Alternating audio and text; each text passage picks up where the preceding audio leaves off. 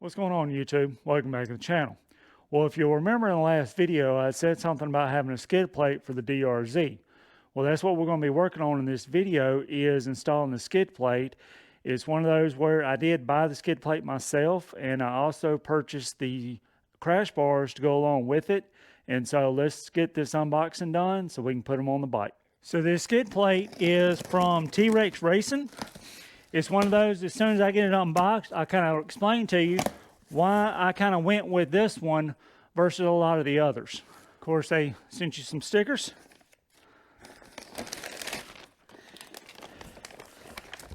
And so that right there is going to be your crash bar. And here's our skid plate. Let's get all the wrapping undone, and I'll show it to you in a little more detail.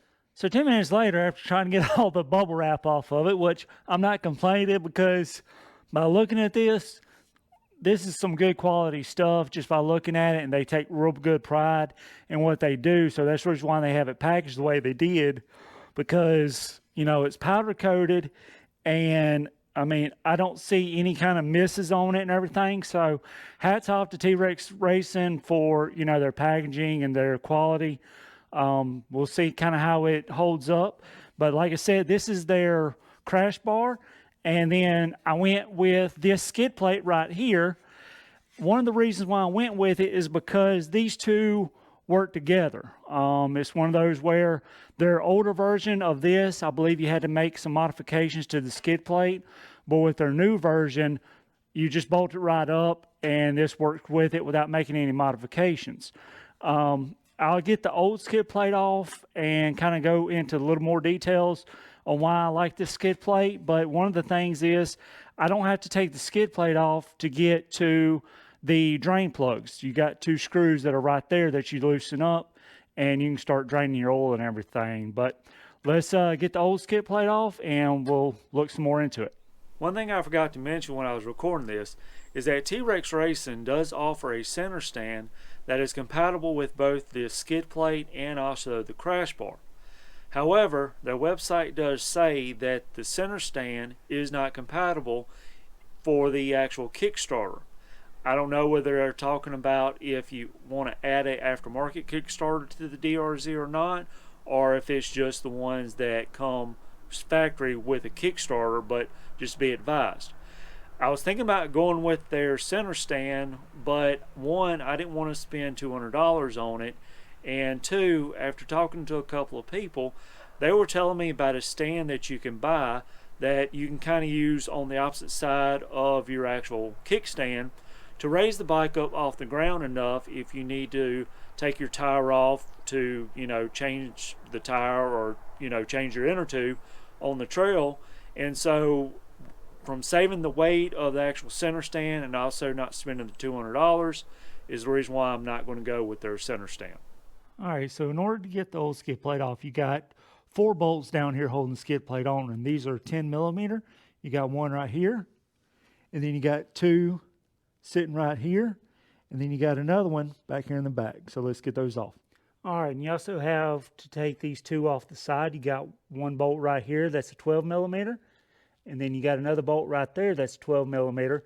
And you're gonna have the same thing on the other side. I'll show you that in just a second. So here on the other side, you got, like I said, a 12 millimeter right here and 12 millimeter right there. That's protecting your water pump. All right, so as you see, I got the old one off, and you can tell a huge difference in the two. I mean, even if you add the 2 that go up on the sides, you know, I mean, it's just a major difference in how much more protection you have. It's one of those that this is all solid. You don't have any kind of little gaps or anything that rocks or some type of stick or something like that can get into. So it's all solid. And another thing I like about it is that, as you can see, it's a lot longer, so it protects your lower shock linkage and everything back here in the back, where the stock one doesn't go that far. Like I said, I really like this. It's a solid piece, and so let's get it on the bike and see what it looks like. All right, so now we're ready to put our skid plate on the bike, and what we're going to do is we're going to kind of guide the front of it between the frame here and the header pipe.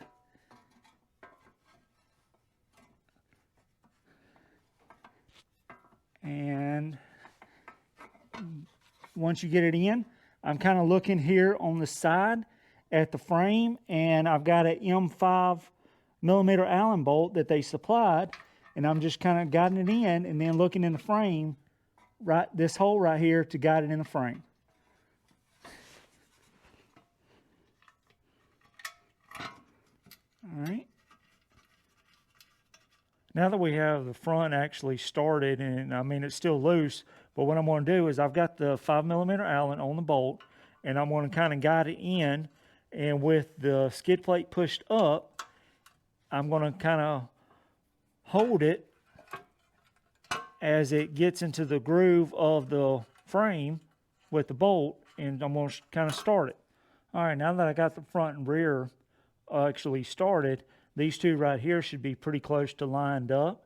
So I'm going to put the one on this side, and I'm going to just kind of work the skid plate around just a little bit, and it should start just like it did. All right, now I'm going to do the same thing on this side over here.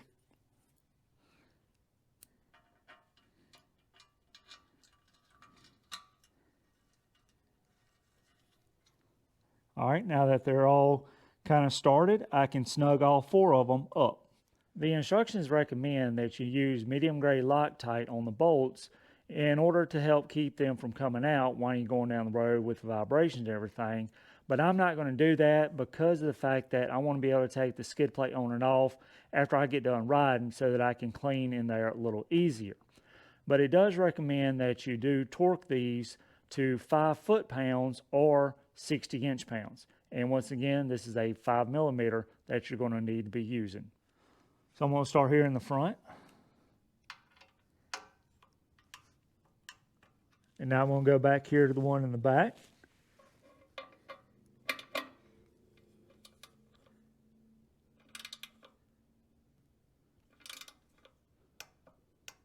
And finally, the two right here, and it doesn't really matter which side you go.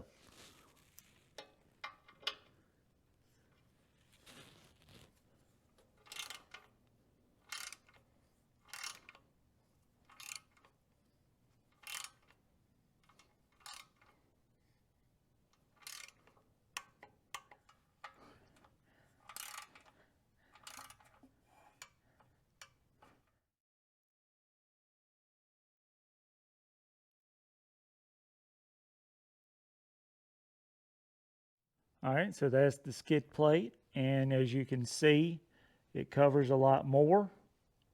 And then once again, like I was also saying, back here in the back, it's covering your actual lower shock linkage right here. And so that's one of the main reasons that I got it, was because I wanted the protection of this. So in this video, I was going to actually install the actual crash bar here in the front, but I can't right now, and let me show you why.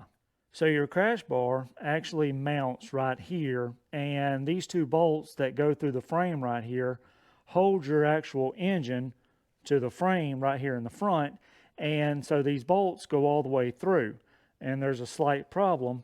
As you can see right here, I've got to take the header pipe off, and I'm not really quite ready to do that. I took this bolt right here loose, and that's when I was trying to pull it out, and I kind of realized it. But like I said, I'm not quite ready to take the actual header pipe off yet, and so I'm going to have to hold off on putting the crash bar right there on until I get some new exhaust that I'm wanting to get. So sorry about kind of showing you the actual crash bar and not doing an install on it at the same time. That was kind of my plan until I ran into that snag. And it's like I said, I'm not quite ready to spend the money on the exhaust, but I guess that's 2 future videos you can look forward to, is the install of the actual crash bar and the install of the exhaust. And, you know, I'm really ready to kind of start pushing this to see how the skid plate holds up. I think it's going to do pretty well. I like the crash bar on there right now at the same time before I really start riding off-road, but I'm more concerned about, you know, protecting the actual motor, and I think the skid plate that I bought is going to be able to do that a lot better. But that's kind of all I got for you. If you enjoyed this video, please give me a thumbs up and subscribe down below. And until the next video, See ya.